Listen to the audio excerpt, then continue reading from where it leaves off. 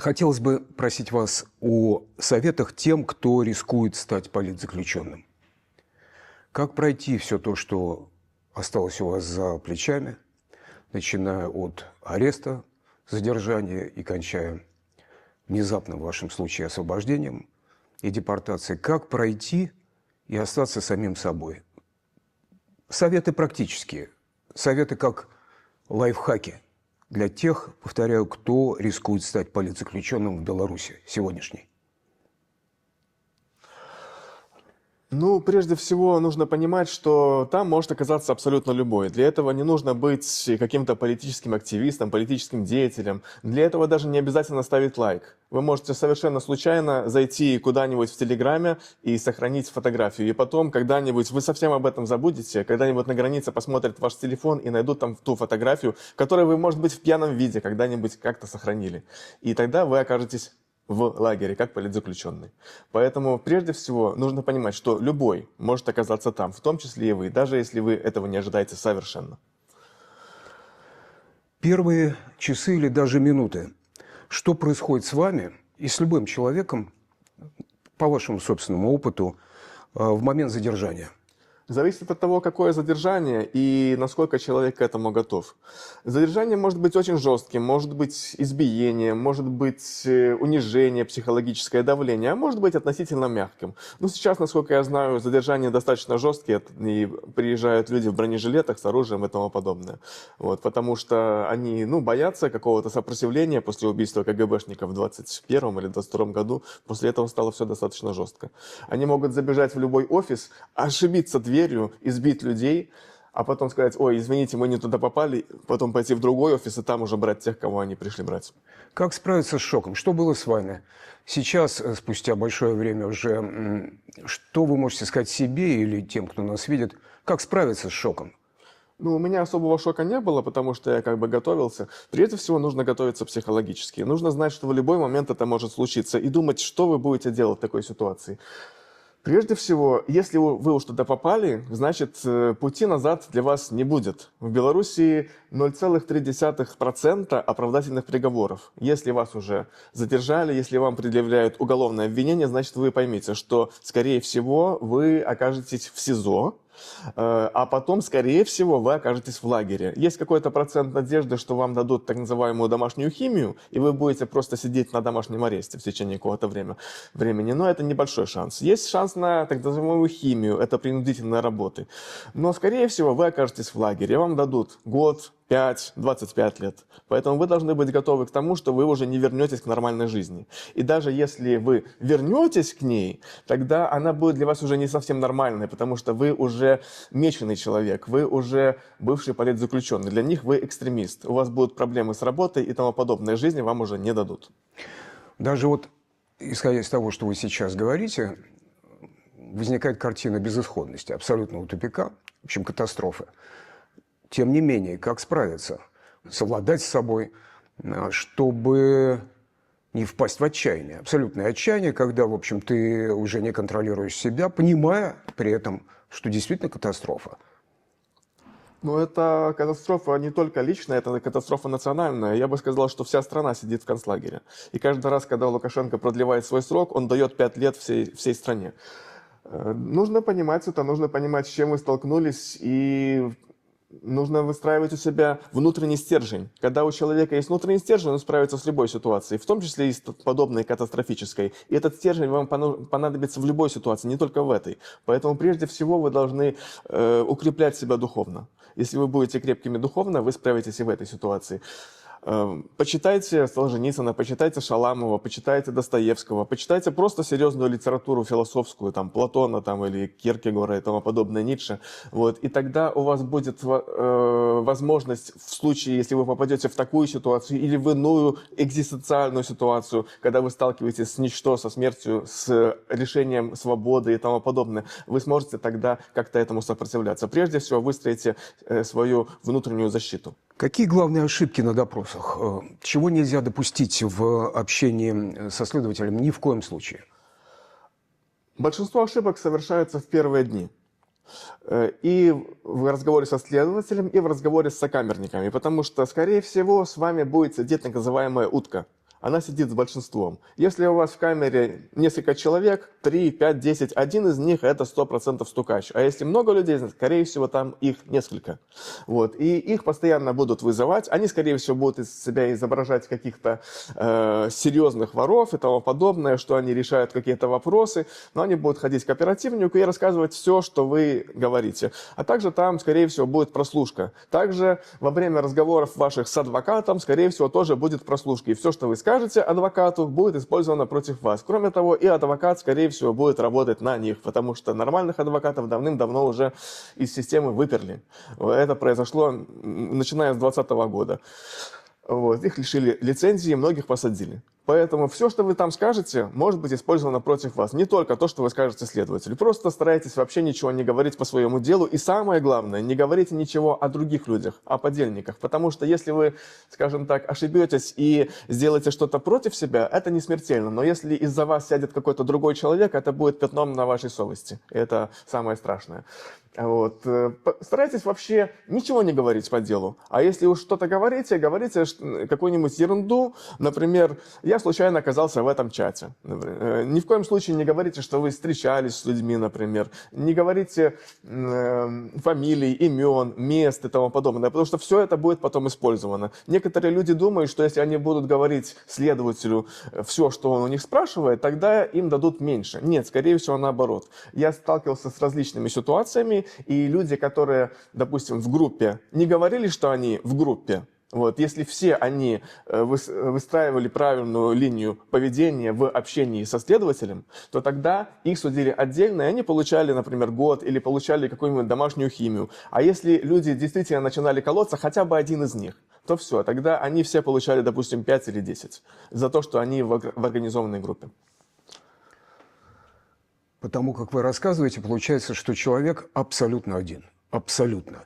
И в такой ситуации, как противостоять давлению следователя, наверняка оно есть, угрозам, угроза может быть родным, манипуляциям следовательским, шантажу. Понимаете, что они всегда врут вам. Вот, не верьте ни единому слову, не верьте адвокату, не верьте тому, что когда вы разговариваете с родственниками, это не прослушивается и не записывается. Не верьте абсолютно никому. Не верь, не бойся, не проси. Это самый правильный тюремный принцип. Да, будьте готовы к любому. И всегда считайте действительно, что вы одни. На самом деле у вас будет поддержка, и на воле у вас есть поддержка, и поддерживают вас родственники, и в камере тоже есть хорошие, скорее всего, люди, которые вас поддерживают, потому что сейчас так много политзаключенных, что в камере обычно человек 5, например, политзаключенных. Я слышал, что в Бресте чуть ли не каждый второй, который сейчас сидит, это в тюрьме, в СИЗО, это политзаключенный. Может быть, не каждый второй, а каждый третий, но тем не менее это очень много. Поэтому на самом деле вы один не будете, но считайте, что вы один. Так вы себя защитите и защитите своих товарищей. А вот что касается такой самодеятельной юридической самозащиты. Как сообразить, как, может быть, специально подготовиться к тому, чтобы знать, что говорить, что не говорить, о чем молчать? Ну, прежде всего скажу, что самозащита мало чем отличается от защиты с адвокатом. Адвокат в Беларуси – это не более чем дорогой посыльный. Они получают сумасшедшие деньги от ваших родственников, но на самом деле толку от них никакого. Только в том случае, если вас избивают или вы хотите что-то быстро передать, тогда адвокат может вам помочь. Но больше никакого толку от него нету. В суде он может говорить, он может не говорить. Это никак не повлияет на то, как будет рассматриваться ваше дело. Так что, прежде всего, вы можете действительно отказаться от адвоката и защищать себя самостоятельно. Что говорить, что не говорить, просто старайтесь не говорить вообще ничего. Если вы будете отказываться от показаний, это будет самый лучший способ. Вы можете, например, выслушивать все вопросы следователя и на каждый вопрос отвечать «я отказываюсь отвечать на этот вопрос». Потому что у вас есть такое право по Конституции. Если ваш ответ, как вы считаете, может быть использован против вас или против ваших родных, в таком случае вы можете не отвечать на вопросы следователя. И это всегда самый лучший вариант. Не думайте, что вы сможете их обмануть, потому что они таких, как вы, видели уже тысячи. И они их обманули. Как физически выживать в следственном изоляторе, что касается сна, еды, гигиены, в таких, в общем, экстремальных условиях? На что настроиться? А какие приемы, может быть? Всегда настраивайтесь на самое худшее, что вам не будет давать, например, спать в течение какого-то времени. Представьте себе, вот будучи на воле, представьте себе, что вы не спите, например, 2 недели. Вот, как вы себя будете чувствовать? И понимаете, что в этой ситуации вам ни в коем случае нельзя сказать следователю ничего того, что может быть использовано против вас или против ваших товарищей. Вот настройтесь на это и готовьтесь к такому сценарию. Потому что это еще в ГУЛАГе практиковалось, потому что человек слабый, человек уставший, голодный, проведший, может быть, месяц в холодном карцере, он приходит в кабинет следователю, а следователь только что с дома, только что попил кофе, покушал хорошо и тому подобное, у него все замечательно, он намного сильнее вас. Вот будьте готовы к такому неравному противостоянию. Если вы будете молчать, тогда вам будет в 100 раз проще. Да, готовьтесь к самому худшему. Может быть такое, что к вам подсадят грязных бомжей, сумасшедших, которые будут на вас бросаться. Может быть, вам будут давать неполную пайку, например, для того, чтобы на вас воздействовать. Вместо полной нормы вам дадут, допустим, полкотлеты и 1 ложку каши. Такое тоже возможно в знак наказания. Могут посадить вас в камеру холодную и сырую, с плесенью. Или, может быть, там будут лужи на полу, которые зимой замерзают, потому что в камере минусовая температура. Вам придется в таком случае заниматься спортом в камере. Вы, если не сможете заснуть, то минут на 10-20 потом сами проснетесь, даже если вас не будут будить. Вот ко всему этому вы должны быть готовы. Вполне возможно, вам повезет, и вы будете сидеть относительно нормально. В целом, в СИЗО относительно нормально, а там лучше, чем в лагере. Вот. Но, тем не менее, возможны эксцессы. Если вас очень хотят задавить и сломать, тогда могут воздействовать. Как долго могут продолжаться эти эксцессы? Когда следователь понимает, может быть, это наивный вопрос, но все-таки как почувствовать, как угадать, что следователь понимает, что бесполезно, и, в общем, ты справился, и, так сказать, будет какое-то облегчение, и дальше, в общем, давление может снизиться? Если у вас есть внутренний стержень, если вы в этом стержне уверены, то он будет заметен и следователю. И в таком случае он 10 раз подумает, нужно ли ему напрягаться. Потому что они люди ленивые. Они видят, человек дает слабину, это видно в первые минуты, в первые дни, во время первых разговоров. Тогда он будет на эту слабину давить, и вам будет только хуже. Поэтому чувствуйте себя спокойно, понимаете, что, скорее всего, вы домой не вернетесь, у вас впереди лагерь, ничего с этим уже не сделать, скорее всего. Вот. И чувствуйте себя спокойно, улыбайтесь и ничего ему не говорите. Вот. Если он увидит, что вы человек сильный, а вы должны для этого действительно быть человеком сильным, а не изображать это, вот, тогда он от вас, скорее всего, отстанет. Но это зависит конкретно от конкретного следователя. Если ему просто хочется с вами поиграть, или ему дали указания на вас давить, тогда вам придется в том числе пройти через какие-то неприятности. Насколько, на ваш взгляд, эти следователи, другие, может быть, сотрудники, они профессиональны в своем деле, по вашему опыту? Я бы сказал, что это обычные чиновники. Туда не идут очень умные люди, если это, конечно, не КГБ. В КГБ, возможно, более-менее ребята интеллектуальные, но обычный уголовный следователь – это такой же чиновник, как в исполкоме, на самом-то деле. Адаптация к новой реальности. Шок от приговора. Как здесь совладать с собой? Для того, чтобы не было шока от приговора, будьте готовы к самому худшему сценарию. Вам же покажут, по какой статье вас судят. Вот. Может так случиться, что вам статью изменят, обычно в худшую сторону. Например, у меня сначала была 342-я, там, пару лет мне светило. Максимум, по-моему, до 6, это в самом худшем случае было. Вот. А потом мне добавили несколько других статей. И по одной статье могло быть аж до 15. Вот. При желании могли сделать и так. Поэтому, если вам написали, например, у вас статья, допустим, 293, и там до 15 лет, представьте себе, что будет через 15 лет. У вас нет другого варианта, если вам дадут действительно 15 лет, вы должны их отсидеть. Возможно, вас отпустят раньше, возможно, договорятся с Лукашенко американцы или еще что-нибудь. Но вы рассчитываете на самый худший сценарий, что вам придется провести 15 лет среди всякой сволочи. Ну, тогда, значит, нужно привыкать к реальности. Чтобы не было шока в суде. Да. Тюремная иерархия, неписанные законы. Что нужно знать политическому заключенному? Как встроиться, интегрироваться вот в эту вот систему? Чужую абсолютно. Старайтесь сразу найти в камере политзаключенных и общаться с ними, насколько это возможно. На самом деле уголовного мира в том старом смысле уже давным-давно нету. Он, может быть, есть еще на так называемой крытой, куда отправляют тех людей, которые не могут содержаться в лагере. Ну, они, может быть, слишком агрессивные или не нравятся администрации, слишком свободолюбивые, их отправляют в тюрьму. Но вы будете, скорее всего, с так называемыми первоходами. Может быть, будет пару человек, которые уже раньше сидели, но это будут в основном пьяницы, убийцы, мошенники и какое-то количество политических. Вот вы в этой камере, не обращайте внимания особого на эти иерархии, пообщайтесь прежде всего с политическими. Посмотрите, нормальные ребята или ненормальные, тогда с ними в первую очередь общайтесь. Камеры все разные. Вам будут навязывать всякие правила, действуйте по обстоятельствам. Понятно, что есть какие-то нормы общежития.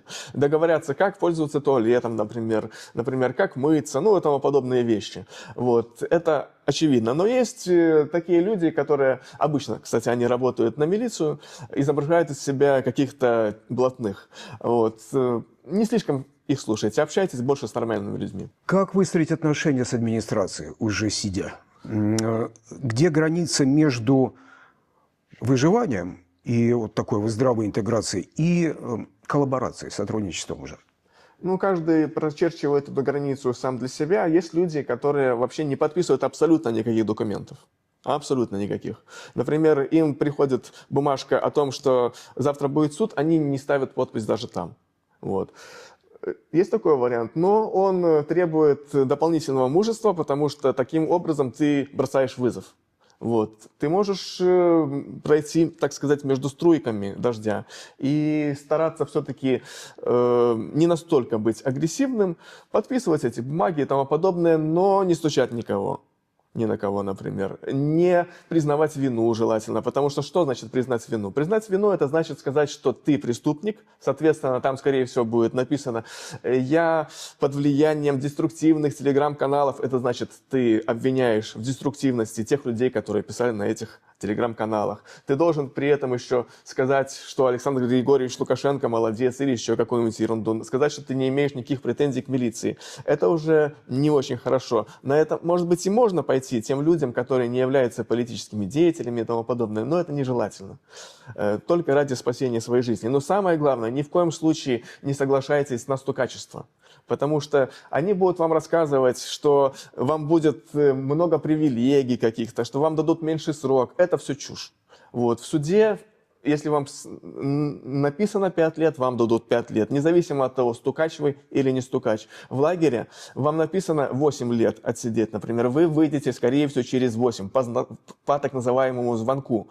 Так называемое УДО, условно досрочное, оно работает очень редко. И большинство стукачей выходят именно по звонку. Точно так же, как те люди, которые отказались писать соглашение о сотрудничестве. В чем конкретно соблазн?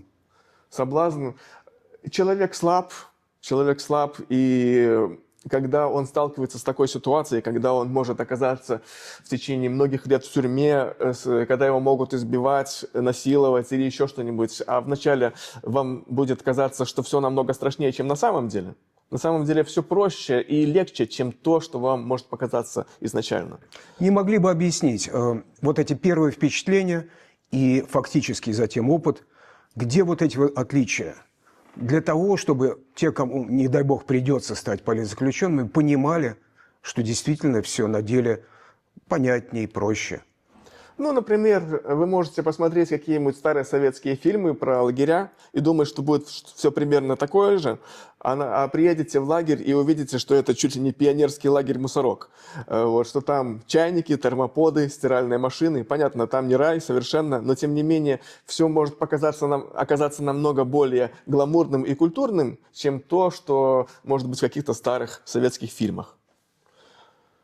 Там реже избивают заключенных, например, чем это было раньше. Допустим, раньше могли человека засунуть в тумбочку и выкинуть со 2-го этажа. Или, допустим, засунуть между 2 матрасами, обвязать веревками из простыней и выкинуть со 2-го или 3-го этажа. Люди ломали руки, ноги, ребра и тому подобное. И милиция это покрывала. Вот. Сейчас этого, насколько я знаю, практически нету, только на малолетках. Как избежать таких конфликтов и провокаций? Ну, на 100% избежать вы не сможете, потому что вас могут посадить в такую камеру, где будут провокаторы. Также вы можете оказаться в камере, где будет человек психически нездоровый. Я неоднократно сталкивался с такими ситуациями. Или, например, человек может быть болен сахарным диабетом, и у него падает сахар. И представьте себе, у вас за столом рядом с вами сидит человек, кандидат в мастера спорта, который вдвое вас тяжелее. Вот с такими вот плечами, одни мышцы. Вот, но внезапно у него падает сахар, и он хватает вас за кадык. Вот, и что вы будете делать в такой ситуации? Это абсолютно непредсказуемо, поэтому готовьтесь в том числе к этому. Готовьтесь к худшему и радуйтесь, если все будет намного лучше. Как не подорвать здоровье? Как управлять питанием своим собственным, своей едой? Какие физические упражнения, возможно, требуются во всех этих условиях, не только в ограниченном пространстве, но и в целом, так сказать, в условиях лагерной жизни, для того, чтобы просто держать себя в тонусе? Если вы находитесь в камере, то старайтесь побольше ходить. Можно приседать, отжиматься и тому подобное, бегать на месте. Это очень хорошо для сердца. Если есть возможность ходить на прогулки, обязательно ходите, потому что круглые сутки в камере, понятно, это очень сильно действует на ваши легкие, на ваши глаза, на ваши кости, на все. Вот, поэтому обязательно ходите на прогулки. Если вы не курите, это очень хорошо. Старайтесь не курить. Старайтесь не закурить там, потому что вы покурили, а потом вам придется дышать этим очень долго. Но, скорее всего, в камере будет много курящих, поэтому тут ничего, скорее всего, уже не поделать. Что касается питания, если вам приходят передачи, это очень хорошо, конечно. Орешки какие-нибудь, сухофрукты и тому подобное, это очень полезно. Это позволит вам каким-то образом восстановить нехватку того, что содержится в пище. Потому что пища тюремная, это только для того, чтобы вы не сдохли. Там не хватает витаминов. Вот. И еда там очень некачественная. Каков рацион? Рацион зависит от конкретного места. Например, в СИЗО КГБ кормят очень даже неплохо. Вот, в СИЗО КГБ хорошо. А где-то отвратительно. Зависит от места. Все очень по-разному. Но в целом достаточно отстойно. Мясо будет, скорее всего, просроченное. Рыба с червями. Из нее потом делают эти котлеты. Так вот, изначально это рыба с червями, чтобы вы знали. Достаточно часто. Картошка гнилая. Ее берешь, я помню в лагере, когда чистил картошку, она у тебя в руках иногда расплывается. И этот отвратительный запах. И потом ты знаешь, вот сегодня картошку есть нельзя. А вот завтра, например, более-менее нормальная, можно есть. Картошка, бураки и тому подобное, они кормовые. Они не для людей, они для животных. И вот эти кормовые овощи режут, делают с них суп, и вы это едите. Хлеб там обычно такой, что его просто нельзя есть. Он такой липкий, он недожаренный, непонятно из чего сделанный. И у многих людей из-за него потом проблемы. У многих людей возникает язва из-за этого хлеба. Вот. Несварение постоянное, запоры и тому подобные вещи. Вот. Поэтому хлеб там самая вредная еда. Но если вы, конечно, находитесь в карцере, у вас нет никаких передач, у вас нет других вариантов, вы должны есть в том числе это, потому что иначе вы не получите элементарные калории и просто можете умереть от холода и голода. Вот. Поэтому вот так вот. Возможно, как я думаю, депрессия, апатия, отчаяние. Как бороться с этим? Как заметить признаки? Но я повторюсь, что прежде всего вы должны еще на воле создать себе моральный некоторый стержень. И тогда вам будет в 100 раз проще. Дальше, находясь в камере, основной принцип «не верь, не бойся, не проси». Если вы ничего не просите, ничего не желаете и ничего не боитесь, если вы уже смирились с самым страшным сценарием, я не вернусь из лагеря, я умру здесь, например, да? Все, вам будет намного проще справиться с депрессией. Старайтесь побольше двигаться, это влияет. Старайтесь, насколько это возможно, питаться нормально. Если у вас есть возможность получить витамины, особенно В, D и тому подобные витамины, которых там очень не хватает, они очень тоже влияют на депрессию. Вот. Если есть возможность пойти к психиатру, если у вас действительно какие-то проблемы, вы можете попросить у него таблетки, иногда дают. Но это не самый лучший сценарий. Старайтесь все-таки без этого. Возможно, вы посоветуете какие-то простые техники саморегуляции психической. Как работать над собой? Я бы посоветовал медитацию. Вы можете, особенно когда вы находитесь в одиночной камере, в карцере, например, Начните с этого. Если вас посадили сразу в одиночку, закройте глаза и представьте себе что-нибудь хорошее. Визуализируйте. Я, например, представлял себе японский сад. Я смотрю, в подробностях разглядываю каждый лепесток цветка, слышу журчание воды, смотрю, как девушка сидит на циновке и пишет стихи на японском языке, например, да, и я мог рассматривать это часами. Вот. И в таком случае вам будет намного проще.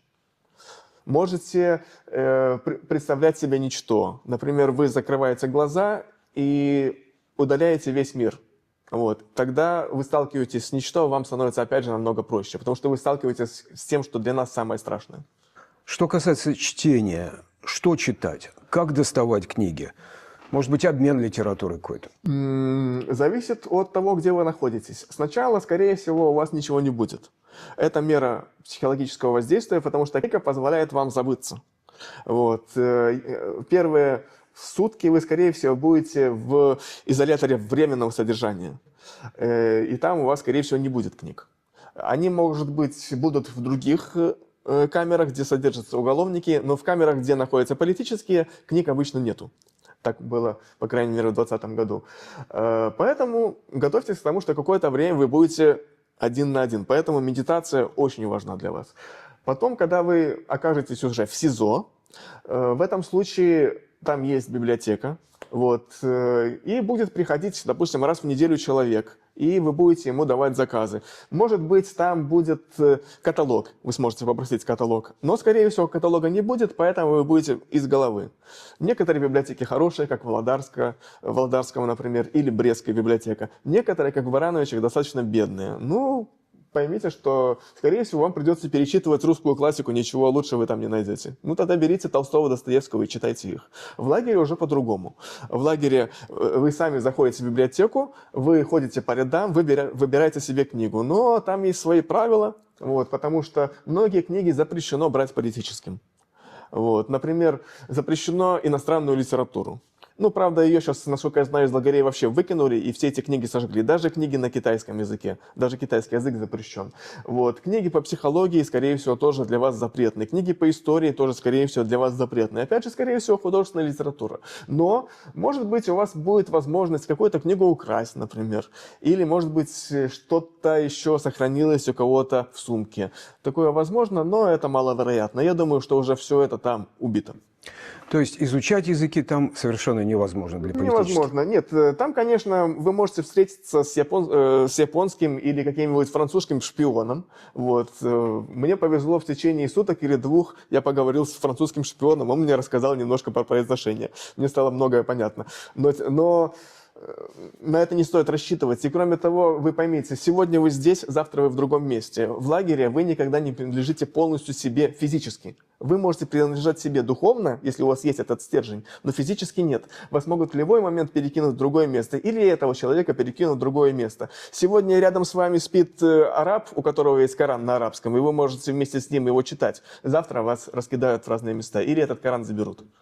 Так делается, и зачем так делается? Это называется келиш. Знаете, когда уголовники варят крепкий чай, чтобы его остудить, они переливают из кружки в кружку. То же самое делают и сотрудники администрации. Для того, чтобы мы друг с другом не завязывали каких-то связей. Потому что, когда ты пообщаешься с кем-то, ты уже более-менее понимаешь, этому человеку я могу доверять, а вот с этим лучше ни слова ни о политике, ни вообще... Ни о чем лучше с ним не говорить. Но когда вы оказываетесь в другой камере, вы еще не знаете, кто тут сука. Вот. И вы можете случайно что-нибудь сказать не то, например. Или вместе, допустим, вы можете каким-то образом хотя бы минимально противостоять администрации. И в этом случае вас сразу раскидывают по разным камерам. Или, например, у вас какой-то движ. Например, вы обмениваетесь литературой. Вот у меня, например, постоянно был движ в Волчьих Норах. Я организовывал распространение различных журналов и газет. И через меня шло очень много. Поэтому это, естественно, не нравилось администрации, поэтому меня то туда, я, по-моему, 5 раз переезжал за 1,5 года. Как не деградировать интеллектуально? Советы, практические советы. Медитация. прежде всего. Поменьше общаться с уголовниками, потому что когда ты разговариваешь с уголовниками, ты слышишь слишком много всякой чуши, и ты начинаешь сам мыслить, как они. Это очень страшно.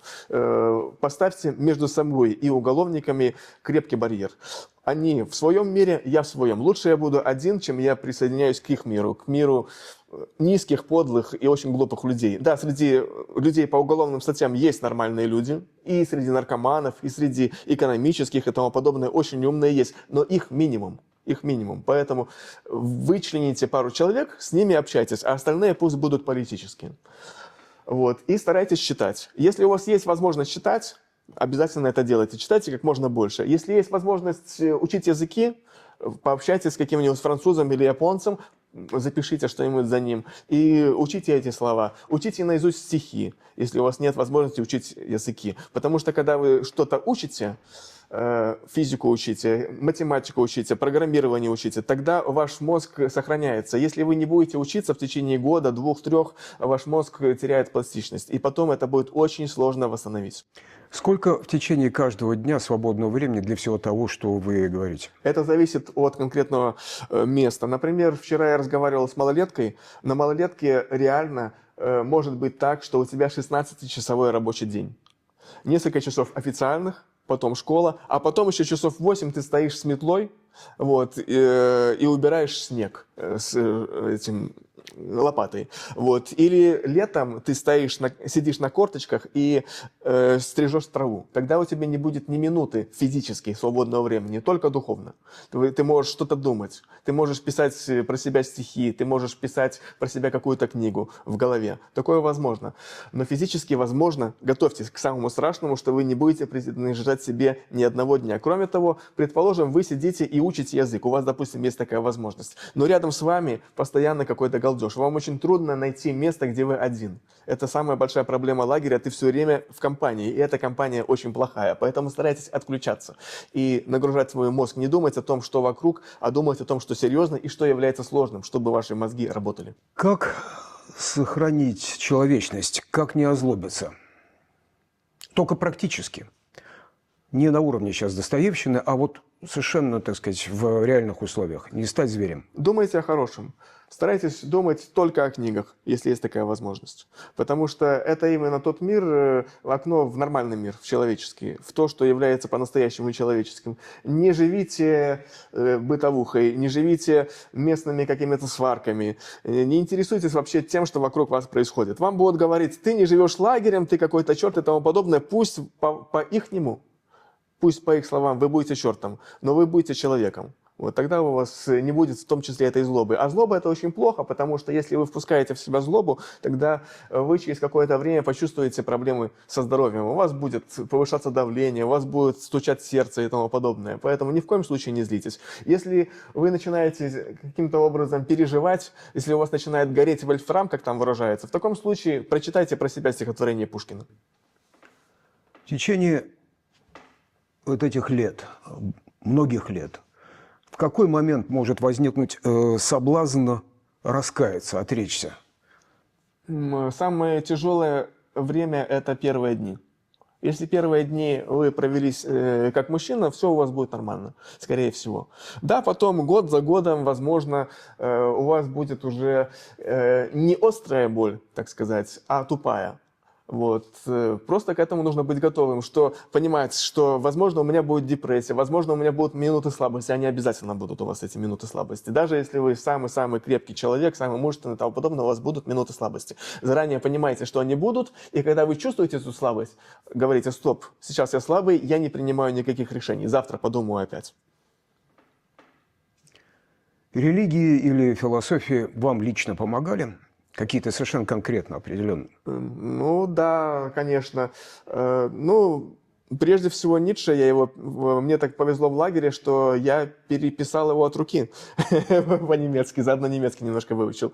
Вот. И это действительно помогает сосредоточиться. Когда вокруг тебя галдеж, а ты переписываешь страничку из «Also sprach Zarathustra», то тебе намного становится легче. И у тебя появляется сила. Кому-то помогает религия, да, вот. Особенно всевозможные баптисты и тому подобное. Но там такая проблема, что сразу поймите, что священник работает на милицию. Священник – это это второй оперативник, по сути. Ничего ему не говорите. Он вам скажет, что не передаст ничего на исповеди, конечно. Вот. Сразу же после этой исповеди в тот же день или на следующий вас вызовет к себе уже оперативник или сразу же начальник лагеря.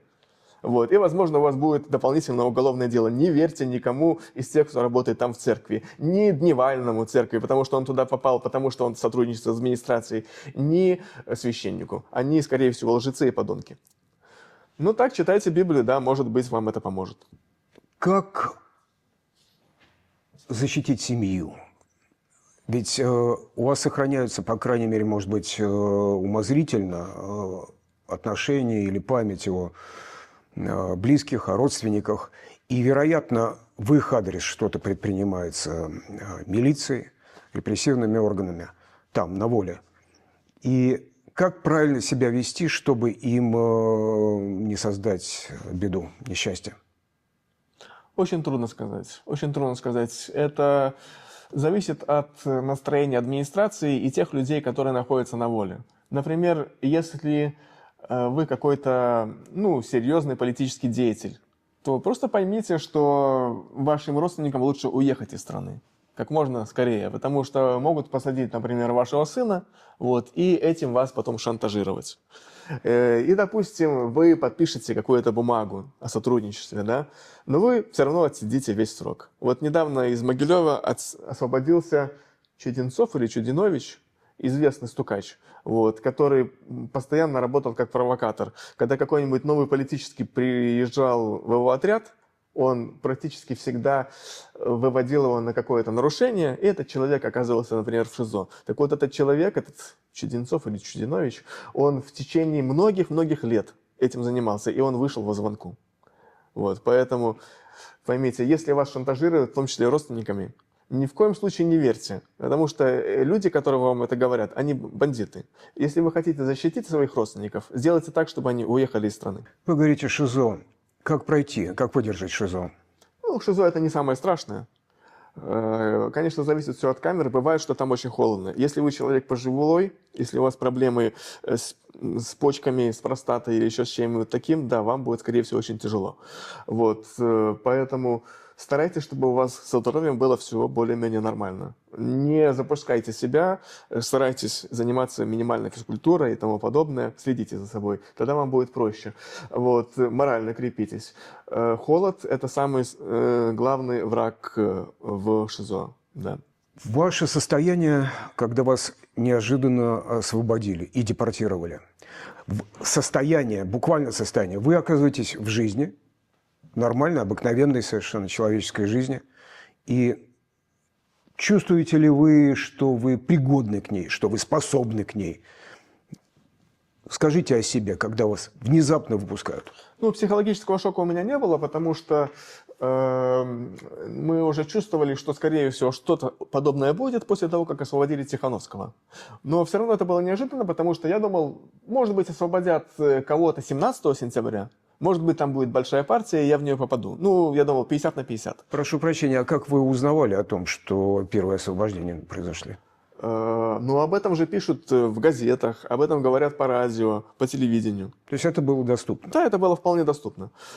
Понятно, что там нету демократических СМИ. Ты там читаешь лукашенковскую пропаганду, и там будет написано, что предатель Тихановский, еще что-нибудь такое. Любой нормальный человек все это понимает. Просто противно это читать, но ты тогда спросишь у кого-то другого, кто посмотрел телевизор, кому не противно. Поэтому никаких проблем. Да и уголовники тебе расскажут. А ты слышал, что Тихановский освободился? И все. Мы это знали. А там уже дальше ты собираешь эту мозаику и понимаешь, если уж отпустили Тихановского, если уж снимают санкции такие, значит, скорее всего, о чем-то договорились, значит, скорее всего, будут отпускать какую-то партию из серьезных людей. И, скорее всего, ты попадешь или же все-таки не попадешь. Это уже ты смотришь по ситуации. Но мы понимали, что, скорее всего, мы попадем в эту партию. 50 на 50. И что это был за человек? Вы выходите на свободный воздух, да? На волю, и что вы можете вообще, на что вы способны? В автобусе некоторые плакали, пара человек. Не знаю, для меня шока не было. Сначала ощущение агорафобия. Очень серьезное. То есть я раньше часто бывал в Вильнюсе, и я по нему водил людей. Вот. И тут внезапно я тут оказываюсь, я не могу вообще сообразить, где я нахожусь. Я даже по карте до сих пор не вполне соображаю. Я постоянно плутаю по этому городу. Не могу найти без карты, без указаний, куда мне надо идти. Агорафобия очень серьезная, да, действительно было. А так, в целом все нормально. Ну, понятно, что 5 лет я отстал от жизни, гаджет я беру в руки, и я чувствую себя каким-то пенсионером или неандертальцем. Вот, очень тяжело с этим всем разобраться. Раньше было проще. Я работал с фотошопом. Я теперь просто не представляю, как мне с ним работать. У меня случается истерика, когда я пытаюсь установить какую-нибудь программу, и что-то оказывается слишком сложно для меня. Память, сон, что с этим? Первое время, как ни странно, не было сна, да. Я несколько недель почему-то я не мог спать, но, возможно, это из-за того, что был слишком большой поток информации, и я не соблюдал гигиену сна. То есть я, допустим, читал новости до последнего. Может быть, из-за этого я не спал достаточно долго. Ну, потом, в принципе, все нормально. Память более-менее нормально, потому что я учил языки в лагере. Вот это очень мне помогло, конечно. Есть ли ощущение вины вышедшего? Может быть, где-то на задворках сознания, но я понимаю, что логически я не виноват, что я оказался в этой партии. Да, там сейчас находится Николай Статкевич, который был в нашей партии, которая была депортирована, и он отказался уезжать. Вот. Ну, как бы, да, за это, конечно, сердце болит, но ну, что я могу сделать в данной ситуации? Что могу, то делаю. В заключение, если можете, дайте, пожалуйста, 3 главных, самых ключевых правила для тех, кто может быть арестован, для тех, кто может стать политзаключенным.